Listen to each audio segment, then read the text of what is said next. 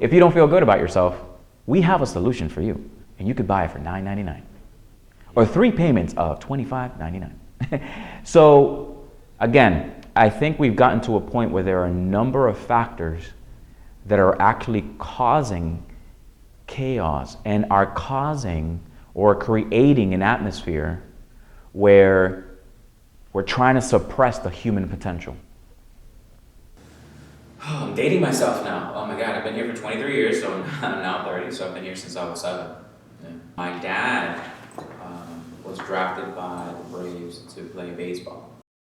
My dad came to the United States and he really wanted to be with me and he wanted to spend time with me.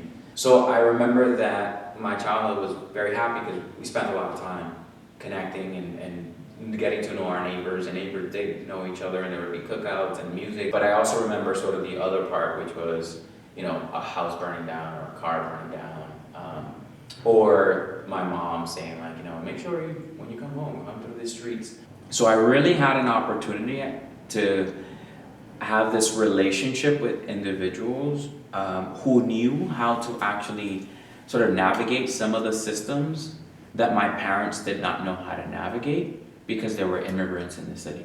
I always witnessed a mentor as an individual who just had a little bit more experience, a friend and an ally, but at the same time can just provide sort of direction and guidance. When I was 16, I was a student at Central Catholic. I was a sophomore, honor roll student. It was a Friday night and I was going to get some food from my mom. Wrong place, wrong time, there was a fight. There was a detective that actually found a handgun.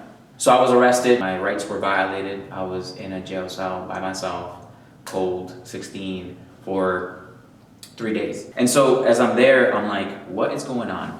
Why is this happening? And how many other kids are experiencing what I'm experiencing? How are young kids who are really good kids being targeted? And I said, I'm gonna get out of here, I'm gonna fly. I went to Phillips Exeter, it was further away from home. It was a better opportunity for me to really just get away and heal, because I was torn, I was wounded by that. It was traumatic. And I had another moment where I came back to the city and I said, I was a victim to it then, but as an adult, I can do something to ensure that that doesn't happen again. We're conditioned, right, to be reliant on external forces to determine how we feel and how we view ourselves. And so if you see decimation, chaos, poverty, how are you going to feel about it yourself? You're not going to feel good. You're not going to feel great. That has a significant impact because we have individuals who are immigrants, who are coming here, who come into an unknown world with fears, not knowing how to navigate the system, right? And so a lot of this stuff is magnified and amplified for the immigrant.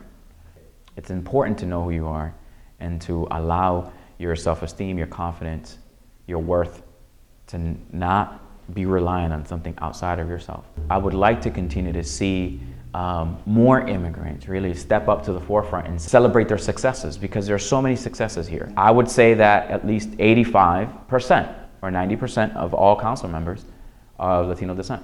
Latinos are graduating. Yes, their incarceration and it is up. But at the same time, we're also graduating. We're starting our businesses. We are recognizing our buying power matters.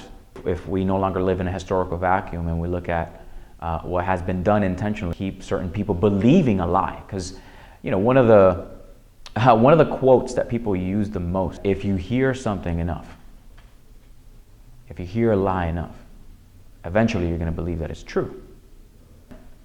We live in poverty, right?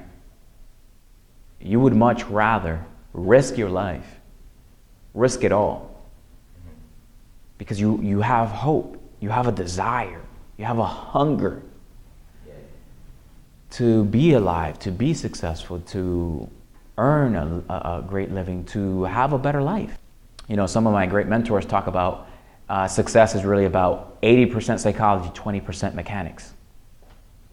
So you have to have a psychological shift. I'm working on a book right now, The Way of the Victor, and it's really teaching people how to make a transition, a shift in mindset from being a victim to being a victor. Now, a victor is an overcomer. It's someone that, regardless of the circumstances, whatever you might be facing, you are willing to encounter that, believing that you can. And even if you fail, you get back up and you try it again. And just start. Just gotta start. Just gotta do.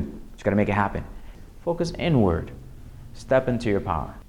So let's change that mentality from being a victim to being a what? Being a victor.